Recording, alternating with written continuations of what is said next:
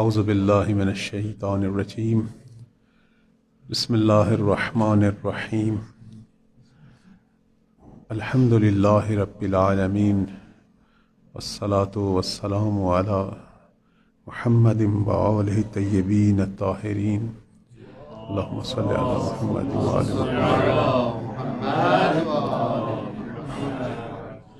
سیما بقیت اللہ العظم اللہم اجل لولیک الفرج اما بعد فقال مولانا الامام الصادق صلوات اللہ علیہ من سر ان یکون من اصحاب القائم فلینتظر ولیعمل بالورع ومحاسن الاخلاق وهو منتظر فإن مات وقام القائم بعده كان له من الأجر مثل أجر من أدرك فجدوا وانتظروا هنيئا لكم أيتها الإصابة المرحومة صلوات پڑھیں بر محمد اللهم صل على محمد وآل محمد.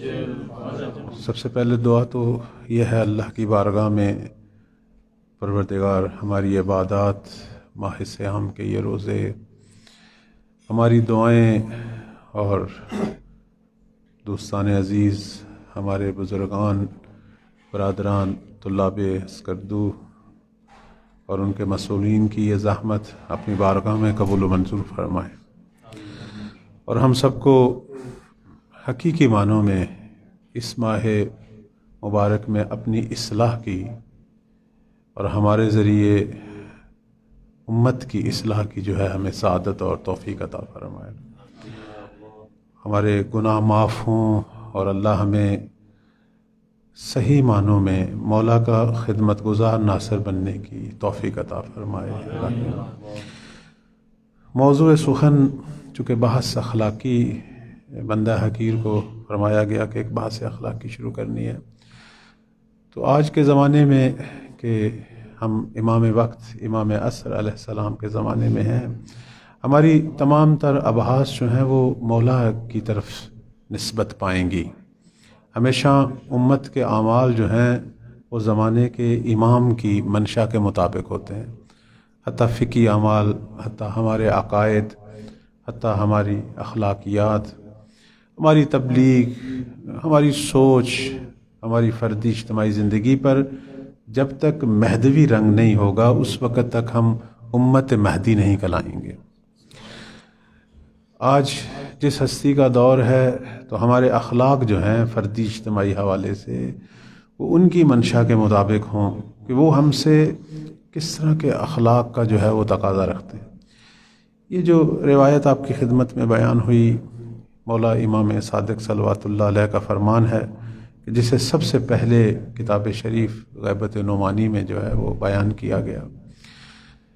فرمان جو ہے وہ بذات خود بہت ہی اہم ہے. میں سب سے پہلے اس کی تلاوت ترجمہ کے ساتھ آپ کی خدمت میں بیان کروں گا، پھر دیکھتے ہیں جب تک غروب کا وقت ہے نماز مغرب کا اس وقت تک جتنے نکات آج بیان ہو سکے میں آپ کی خدمت میں بیان کروں گا. ظاہراً چھٹے مولا سے ان کے اصحاب نے سوال کیا تھا، چونکہ یہ فرمان جو ہے یہ جواب ہے در واقع.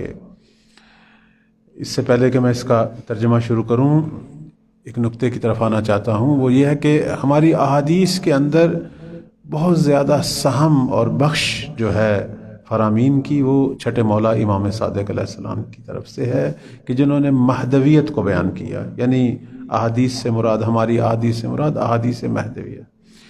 ہماری اہم ترین جو دعائیں ہیں امام زمان اجل اللہ فرج و شریف کے حوالے سے، جیسے دعائے معرفت ہے، دعائے عہد ہے، وہ چھٹے مولا کی طرف سے بیان ہوئی.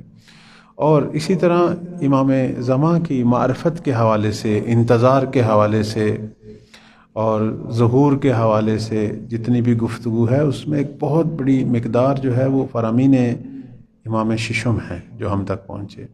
اور ایک چیز جو ہم دیکھ رہے ہیں وہ یہ ہے کہ چھٹے امام کے زمانے میں اشتیاق مہدوی جو ہے وہ بہت زیادہ تھا شیعوں کے اندر، اور اس کی وجہ خود چھٹے مولا کا بہت زیادہ اظہار امام زمان اجل اللہ فرج الشریف سے ارادت، محبت، عنایت جو اس امام کو اس امام سے تھی، وہ بہت زیادہ محافل امام میں مطرح ہوتی تھی۔ خود مولا کا اشتیاق جو ہے چھٹے مولا کا امام عصر کی طرف، حتیٰ گریہ امام صادق کا گریہ امام مہدی کے لیے یہ روایات میں معروف ہے کہ جب کبھی تنہا ہوتے تو اپنے اس فرزند کے لیے گریہ کرتے کہ جس نے اتنی لمبی عمر جو ہے وہ تنہائی کاٹنی ہے، ان کی تنہائیوں پہ گریہ، یاران ناصران کے نہ ہونے یا اپنی امت کی کم توجہی جو امام مہدی کی طرف ہوگی اس پہ گریہ۔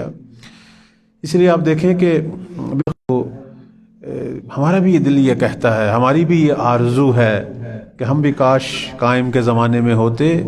تو امام نے جو ہے اس کا ایک رائے حل جو بیان کیا اس زمانے میں، بہت ہی خوبصورت فرمان ہے اور بہترین جو ہے وہ اخلاقی تربیتی نکات بالخصوص ہمارے لیے، علماء کے لیے اور طلاب کے لیے جو ہے وہ اس کے اندر موجود ہے۔ فرماتے ہیں کہ من سرہ ان یکون من اصحاب القائم، اب ظاہر ہے اپنے شاگردوں کو مخاطب ہیں، فرماتے ہیں کہ جو بھی چاہتا ہے کہ وہ قائم کے اصحاب میں سے شمار ہو، میرے شاگرد ہو، میرے اصحاب ہو تم سب، یہ چھٹے مولا اپنے شیعوں کو کہہ رہے ہیں۔ لیکن اگر تم میں سے جو ہے وہ کوئی یہ چاہتا ہے کہ وہ قائم کے شاگردوں میں سے اور ان کے اصحاب میں سے شمار ہو، تو اسے چاہیے ابھی سے، یعنی اسی چھٹے امام کے زمانے سے، فرماتے ہیں کہ فَلْيَنْتَظِرْ، ابھی سے انتظار مہدی شروع کرے۔ یعنی اس کا مطلب ہے کہ امام مہدی کا انتظار صرف ان کی اپنی امت سے مخصوص نہیں ہے، اس سے پہلے والے ائمہ کے زمانے میں بھی باقاعدہ انتظار مہدی ہوتا تھا، اور یہ انتظار مہدی بالخصوص صرف ہم یہ بھی نہیں کہہ سکتے کہ انہی کی امت میں، خود پیغمبر کے زمانے میں، بلکہ قبل از اسلام اس سے پہلے ادیان میں جو ہے وہ آخرین موعود کی، آخرین منجی کی، آخرین مصلح کی جو ہے وہ گفتگو ہوتی تھی اور باقاعدہ امتیں انتظار کرتی تھیں۔ اب انجیل کے اندر آپ دیکھیں حضرت عیسیٰ نے باقاعدہ آخری جو منجی ہے اس کے باقاعدہ انتظار کی کیفیتوں کو اور طریقہ کار کو بیان کیا۔ اب یہ بحث چونکہ تھوڑی سی اس طرف نہ چلی جائے، وہ ایک جدا موضوع ہے، میں صرف اشارہ کر رہا ہوں کہ امام نے فرمایا کہ اگر چاہتے ہو قائم کے اصحاب میں سے شمار ہو تو ابھی سے انتظار کرو۔ اب ظاہر ایک سوال جو ہے ذہنوں میں ابھرنا تھا، آپ کے ذہن میں بھی ہے، اور اس وقت امام قائم کے اصحاب میں سے شمار ہونے کے لیے امام صادق کے زمانے کے اصحاب کے ذہنوں میں بھی پیدا ہوا کہ ہم کیسا انتظار کریں، آپ کی انتظار سے مراد کیا ہے؟ تو مولا نے دو اہم نکتے یہاں بیان کیے، جس کی میں آج چھوٹی سی تشریح اگر ممکن ہو تو کروں گا۔ فرماتے ہیں کہ اگر مہدی کا انتظار کرنا ہے تو دو کام کرنے ہیں، وَلْيَعْمَلْ بِالْوَرَى، سب سے پہلا جو نکتہ ہے وہ ہے کہ ورا پر عمل ہو، اور دوسرا فرماتے ہیں کہ وَمَحَاسِنَ الْأَخْلَاقِ، اپنے اخلاق جو ہیں ان کو حسن بخشو، زینت دو، حسن اخلاق پیدا کرو۔ اگر ہم اس کو ایک سادی سی نگاہ دیکھیں، ورا جو ہے وہ انسان کی اندرونی زیبائی ہے، باطنی حالت، خوبصورت حالت جو ہے باطنی، اس کو ہم ورا سے تعبیر کریں گے، اور حسن اخلاق انسان کے ظاہری افعال، اعمال جو اللہ کے ساتھ اور اللہ کے عباد کے ساتھ ہیں، اس کو حسن اخلاق سے ہم جو ہے وہ تعبیر کریں گے۔ ورا کیا ہے؟ ورا جو ہے وہ تقوی سے بالا ترین جو ہے ایک سطح ہے، اسے کہتے ہیں ورا۔ یعنی چھٹے مولا نے قائم کے اصحاب میں سے شمار ہونے کے لیے شرط جو قرار دی ہے وہ ورا۔ اب اس سے ہمیں یہ بھی پتہ چل رہا ہے کہ امام زمان کیوں نہیں ظہور کر رہے، چونکہ وہ جماعت ابھی نظر نہیں آ رہی کہ جو صاحبان ورا ہوں، وہ جماعت ابھی نہیں واقع نظر نہیں آ رہی۔ اور اس کی اگر مختصر سی تشریح ہو کہ ورا کیا ہے، تو اس کو اگر عامیانہ انداز سے بھی میں بیان کروں تو وہ یہی ہے کہ تقوی کے اندر انسان گناہوں سے بچتا ہے، محرمات سے بچتا ہے، اور ورا میں انسان شبہات سے بچتا ہے اور مکروہات سے بچتا ہے۔ اس لیے کہا گیا کہ ورا یعنی جہاں احتمال گناہ ہو، احتمال حرام ہو اس سے بھی جو پرہیز کرے گا وہ قائم کے اصحاب میں سے شمار ہوگا۔ معمولاً ہمارے ائمہ نے اہل تقوی کو اپنے اصحاب قرار دیا۔ کسی بھی امام کی معرفت کے لیے تقوی شرط ہے، حتیٰ پروردگار کی معرفت کے لیے، عبودیت کے لیے تقوی شرط ہے۔ بہترین امت جو ہے قرآن مجید کے اندر وہ اہل تقوی قرار دیے گئے ہیں، لیکن اہل ورع جو ہیں ان کا مقام یقیناً اہل تقوی سے بلند ہے۔ یہ امت قائم کہلائی ہے، اور اس کی وجہ بھی یہی ہے چونکہ اہل ورع ہے کہ جن سے اہل تقوی تربیت پائیں گے، اہل ورع ہے کہ جنہوں نے حکومت کرنی ہے زمین پر۔ اب دیکھیں نا، مولا امام عصر کا جو زمانہ ظہور ہے اس زمانہ میں عام جو لوگ ہیں وہ صاحب تقوی ہیں، تو ان کے حاکموں کا درجہ ان سے بلندتر ہونا چاہیے۔ تو حاکم یقیناً صاحبان ورع ہیں کہ جو اہل تقوی کو تربیت دے رہے ہیں، اور اہل تقوی جو ہیں ان کی تربیت کے زیر اثر جو ہیں وہ مقام تقوی تک پہنچ رہے ہیں۔ تو ہم اگر شبہات سے پرہیز کریں گے تو گناہوں سے کامل پرہیز ہوگا۔ وہ شخص جو فقط تقوی کی حد تک ہے، اپنے آپ کو محرمات سے بچاتا ہے، وہ کبھی بھی کسی شبہ میں گرفتار ہو کے بلاخر غیر عمدی ہو یا عمدی ہو کسی گناہ کا جو ہے وہ شکار ہو سکتا ہے۔ وہاں شیطان کا عمل و دخل ہے۔ میدان تقوی جو ہے اگرچہ بہت پرخطر میدان ہے میدان تقوی، لیکن شیطان وارد ہو جاتا ہے میدان تقوی میں، اور انسان کو کسی ایک مکروہ کام کے ذریعے کسی ایک شبے میں وارد کر دیتا ہے، اور اس شبے سے اسے کھینچتا ہے کہاں؟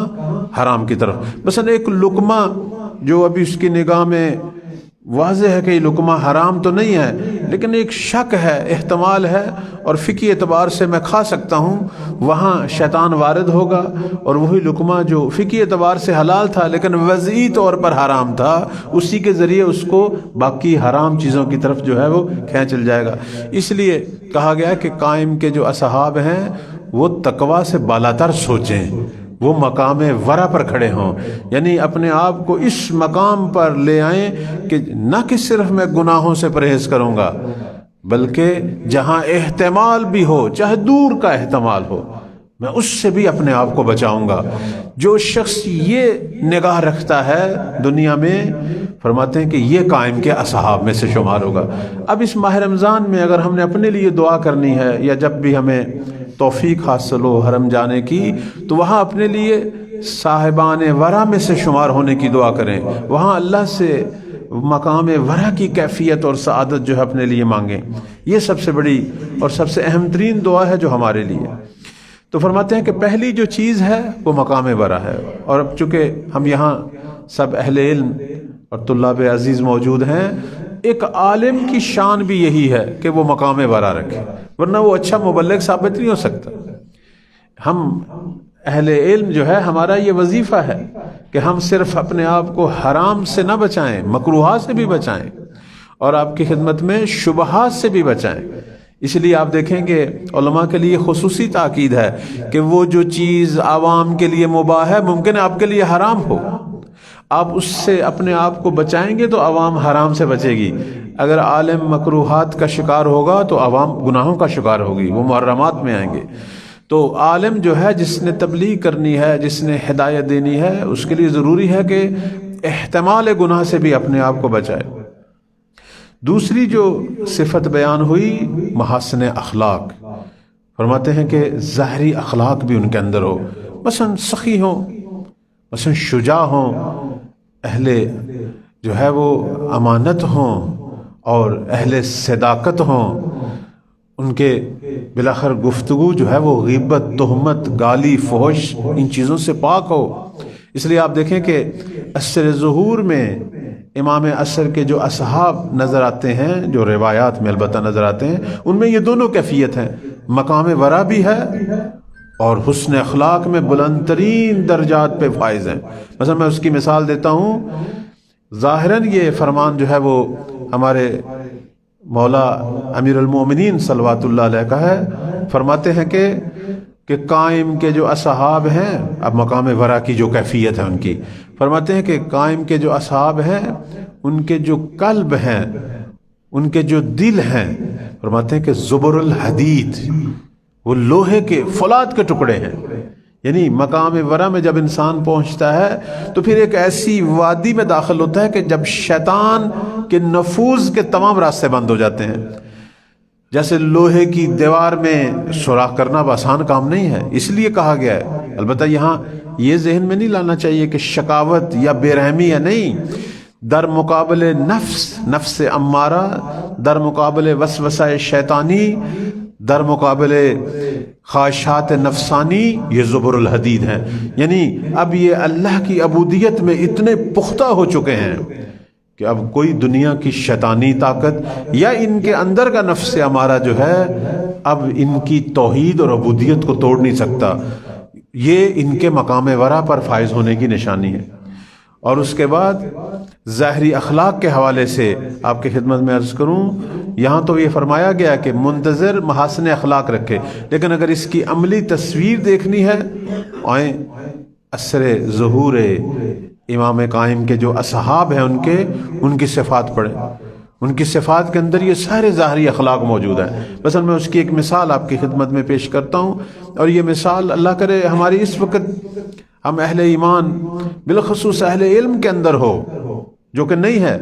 اس وقت ایک بہت بڑا بحران ہمارے اندر وہ یہی چیزیں ہیں کہ ہم مقام ورا تو دور کی بات ہے، ظاہری اخلاق اور ظاہری زیبائیوں سے بھی ہم بس اوقات محروم ہو چکے ہیں، یا اپنے آپ کو محروم کر دیا ہم لوگوں نے. اب میں ان کی ایک مثال آپ کی خدمت میں پیش کرتا ہوں جو روایات میں ہے. فرماتے ہیں کہ جب قائم ظہور فرمائیں گے اور ان کے اصحاب جب دنیا میں نظر آئیں گے، وہی 313 یا وہی 10,000 یا 12,000 کا وہ جو لشکر ہے، جب وہ دنیا میں نظر آئے گا تو ان کی کیفیت کیا ہوگی. اب اس کیفیت کی طرف معصوم اشارہ کرتے ہیں، فرماتے ہیں کہ دنیا کی مختلف اقوام اور ملتوں سے تعلق رکھتے ہوں گے، دنیا کے مختلف خطوں سے، جغرافیہ مختلف سے تعلق رکھتے ہوں گے، مختلف سرزمینوں سے ہوں گے، لیکن جب یہ اکٹھے ہوں گے، اب ان کی ظاہر زبانیں مختلف ہیں، ان کے رنگ مختلف ہیں، ان کی قوم مختلف ہے، مختلف لوگ ہیں یہ، لیکن یہ امام قائم کی جب صحبت اور ان کی ہمراہی میں جب یہ 313 یا یہ 10 یا 12,000 کا یہ لشکر جب اکٹھا ہوگا، ان کی کیفیت کیا ہے. معصوم فرماتے ہیں کہ جب یہ اکٹھے ہوں گے دنیا والوں کو یہ نظر آئے گا جیسے یہ ایک ہی ماں باپ کی اولاد ہے، ایک ہی ماں باپ کی اولاد ہے. یعنی وہاں کوئی نسل کا فرق نہیں ہوگا، وہاں کوئی علاقے اور منطقی تعصب کوئی ایسی چیز نظر نہیں آئے گی. اتنا آپس میں ان کا اخلاق کریمانہ اور محبت آمیز اور فداکارانہ ہوگا، اور اتنا ایک دوسرے کے ساتھ ہمدلی اور آپ کی خدمت میں عرض کریں وحدت اور انسجام جو ان کے اندر ہوگا، اس کے اتنے اعلیٰ ترین مظاہر ہو گئے جو سگے بہن بھائیوں میں ہونے چاہیے، وہ ان میں نظر آئیں گے. جیسے اس لیے کہتے ہیں، لوگ کہیں گے کہ ان سب کا ایک ہی گویا باپ ہے، ان سب کی ماں گویا ایک ہی ہے، یہ گویا سگے بہن بھائی ہیں سارے. اس طریقے سے ان کے اندر محبت کے مظاہرے. اب اس سے بڑھ کر کیا مظاہرہ ہو سکتا ہے کہ چھٹے مولا امام جعفر صادق علیہ السلام فرماتے ہیں کہ ان کے دلوں سے ایک دوسرے کے لیے ذرا برابر کینہ نہیں ہوگا. ہر قسم کا کینہ اور بغض اور اختلاف ایک دوسرے کے حوالے سے وہ ختم ہو چکا ہوگا. اگر کینہ ہوگا تو وہ دشمنان خدا کا ہوگا، اگر بغض ہوگا تو وہ دشمنان خدا کا ہوگا. آپس میں مکمل طور پر یہ ایک دوسرے کی محبت سے بھرے ہوں گے، اور وہ تمام وجوہات جو ایک دوسرے سے کینے کی پیدا ہوتی ہیں وہ ساری ان کے اندر ختم ہو چکی ہوں گی. آپ کے ذہن میں ہونا چاہیے کہ بہت زیادہ ایک فروع دین کے اندر ایک رکن جس پر کام ہونا چاہیے تھا اور آج کام نہیں ہو رہا، وہ یہی تھا، تولا اور تبرہ. اب آپ دیکھیں فروع دین کے اندر ہم تولا اور تبرہ کی گفتگو کرتے ہیں، ہم جب شمار کرتے ہیں فروع دین کو تو کہتے ہیں ان میں سے ایک تولا تبرہ، لیکن آج تک اس پہ گفتگو نہیں ہوتی، بالخصوص ہمارے ممبر پر. کہ ہر تولا تبرہ ہے کیا؟ بعض لوگ سمجھتے ہیں یہی چاندے گالیاں نکال دینا دشمنان اہل بیت کو، یہ شاید وہی ہے. نہیں، ائمہ کے فرامین تولا اور تبرہ کے جو ذیل میں ہے وہ پڑھیں. تولا جو ہے وہ ہمارے پیغمبر اور ان کی آل سے محبت، اور جو ان کے محب ہیں ان سے محبت. یعنی خود پیغمبر اسلام ان کی اہل بیت اس سے محبت، اور جو بھی ان سے محبت کرے اس سے محبت۔ اور آپ دیکھیں کہ جہاں محبت ہوتی وہاں کینہ نہیں ہو سکتا، محبت اور نفرت اکٹھی جمع نہیں ہو سکتی۔ مطلب کیا ہے کہ متولا یعنی یہ ہے کہ مومن اپنے دل کو تمام اہل ایمان جو محبان اہل بیت ہیں ان کی نفرت اور کینہ سے خالی کرے، پھر یہ محبت جو ہے وہ جنم لے گی۔ اب ہو سکتا ہے آپ کے ذہنوں میں یہ سوال آئے کہ یہ نہیں ہو سکتا، مومنین پر ظلم کرتے ہیں، ایک دوسرے پر ان کے مسائل ہیں، وہاں انسان مجبور ہے، خود بخود کینہ پیدا ہو جاتا ہے۔ تو میں بھی یہی کہہ رہا ہوں کہ نہیں ہونا چاہیے۔ اگر اس نے آپ کے حق میں ظلم کیا تو احتجاج کر، اپنا حق لے، لیکن تمہیں یہ حق نہیں ہے کہ کسی مومن کا کینہ اپنے اندر رکھو۔ وہ جب بھی ملے اسے سلام کرو، بیمار ہو عیادت کرو، تعزیت کرو، اسے کبھی مشکل پیدا ہو جاؤ اس کی مدد کرو۔ وہی شخص جس نے آپ کا مال کھایا، جس نے آپ کے حق میں ظلم کیا، جب تک وہ محب اہل بیت ہے میرا فرض ہے میں اس کی محبت اپنے دل میں رکھوں۔ ہاں اس نے میرے حق میں ظلم کیا، جاؤں اپنا حق اس سے لوں، احتجاج کروں۔ اگر وہ اس قابل نہیں ہے تو اپنا معاملہ خدا پہ چھوڑ دوں یا پھر بخش دوں، لیکن مجھے ہرگز یہ حق نہیں ہے کہ میں اس کا بغض اور کینہ اپنے دل میں رکھوں۔ عزیزان یہ تھا تولا۔ اب آپ دیکھیں ہماری عوام تو دور، آیا ہمارے خواص میں اس کی ایک چھوٹی سی تجلی بھی نظر آ رہی ہے؟ نہیں نظر آ رہی۔ چھوٹی چھوٹی باتوں سے خواص ٹوٹ رہے ہیں، تنظیموں پہ تنظیمیں بن رہی ہیں، گروپ پہ گروپ بن رہے ہیں، ملت کو تقسیم در تقسیم کیا جا رہا ہے۔ کیوں؟ چونکہ ہم قائم کی امت نہیں بننا چاہتے، خود کہہ رہے ہیں اپنے عمل سے۔ اصلا ہمارے اندر تولا کسی شکل میں باقی نہیں رہا۔ اور تبرہ کیا تھا؟ دشمنان اہل بیت سے کینہ رکھو، نفرت کرو، اور جو ان کا محب ہے اس سے بھی کینہ رکھو۔ دشمنان خدا، دشمنان اہل بیت، ان سے ہمارا کینہ ہونا چاہیے، اور جو ان کا محب ہے اس سے بھی کینہ رکھو۔ آج آپ دیکھیں ہمارے ملک میں کیا ہو رہا ہے، ناسبیوں سے محبت کی پینگیں بڑھائی جاتی ہیں، تکفیریوں کے ساتھ بیٹھ کر کھایا جاتا ہے، ہنسا جاتا ہے، اور اہل ایمان آپس میں ٹوٹ پھوٹ رہے ہیں۔ مومنین کے ساتھ خواص آپس میں بیٹھنے کو تیار نہیں ہے۔ دشمنان تشیع کے ساتھ بیٹھتے ہیں اور خبریں بھی لگتی ہیں اور ہنستے بھی ہیں اور اس کو فخر سمجھتے ہیں۔ جو شخص اتحاد المومنین کے قابل نہیں ہے اس کے اتحاد المسلمین کا ہم نے کیا کرنا؟ وہ کسی صورت میں امت کا خیر خواہ نہیں ہے، وہ نفس پرست ہے، وہ اپنی شہرت کے پیچھے ہے۔ معلوم ہے کہ یہ مہدوی نہیں ہے، یہ خدائی نہیں ہے، یہ شیعی نہیں ہے، اصل میں سب دھوکہ ہے، سب فریب ہے۔ اور انہی لوگوں کو آپ الیکشن کے دنوں میں بکتا ہوا بھی دیکھتے ہیں، بڑے آرام سے بک جاتے ہیں، بڑے آرام سے ڈر جاتے ہیں۔ نہ ان کے اندر شجاعت ہے، نہ ان کے اندر واقعاً خدمت ہے، نہ ان کے اندر اخلاص ہے، صرف شہرت ہے اور تصویروں اور آپ کی خدمت میں میڈیا میں آنے کا حرص اور طمع ہے، اور وہ ہر ایک کو یہی ہے کہ میں بس کسی طریقے سے منظر عام پہ آؤں۔ اس لیے ملت دن بدن محروم، ان کے تمام مسائل دن بدن جو ہے وہ اسی طرح بے توجہی کا شکار ہیں۔ ہاں چند لوگ مال و متاع پا لیتے ہیں، گاڑیاں خرید لیتے ہیں، اور کوئی کرسی اور کوئی گورنمنٹ میں اپنے بچوں، ان کی زیادہ سے زیادہ اگر کوئی مانگ ہوتی ہے حکومت سے تو وہ اپنے چند ایک رشتہ داروں کی ہوتی ہے، کہاں ملت ہے؟ تو تولا اور تبرہ پہ ہمارا جو ہے وہ وظیفہ اصل میں کام ہونا چاہیے، بتانا چاہیے کہ تولا کی اصلی شکل کیا ہے اور تبرہ کیا ہے۔ یہ ہے وہ ہمارا آج مہدوی اہم ترین فریضہ جو چھٹے مولا کی گفتگو سے ظاہر ہوا کہ مومن منتظر وہی ہے کہ جو مقام ورع پر بھی ہو اور حسن اخلاق کے مظاہرے اور بہترین حسن اخلاق جو اہل ایمان کے اندر نظر آئے وہ ان کے اندر تولا کی کیفیت ہے، جس میں ساری خوبصورتیاں نظر آئیں گی، جس میں ایک دوسرے سے محبت بھی ہوگی، ہمدلی بھی ہوگی، یعنی سچی ہمدلی ہوگی، نہ کہ ہمدلی کے نعرے ہوں گے، سچی ہمدلی، ایک دوسرے پر خرچ کرنا بھی ہوگا، اور واقعاً ایک اجتماعی حرکت بھی ہمیں نظر آئے گی، اور واقعاً پتہ چلے گا کہ جماعت المؤمنین، جماعت المنتظرین کیا ہے۔ اللہ ہم سب کو اس طرح کے سچے مولا کے خدمت گزار منتظر بننے کی ہم سب کو توفیق عطا فرمائے۔ چونکہ ظاہراً نماز کا وقت قریب ہے، جن لوگوں نے بھی یہ سب اہتمام کیا، پروردگار ان سب کی دعاؤں کو اپنی بارگاہ میں قبول و منظور فرمائے، حاضرین کے اور جنہوں نے بھی اہتمام فرمایا سب کے مرحومین کے درجات بلند فرمائے، ہمارے مولا امام زمان کے ظہور میں تاجیر فرمائے، اور ہم سب کو مولا کا سچا خدمت گزار بننے کی توفیق عطا فرمائے۔ اپنے اس چھوٹے سے پروگرام کا جو ہے اختتام مولا کی سلامتی کی دعا کے ساتھ سب مل کر جو ہے دعا کی تلاوت فرمائیں۔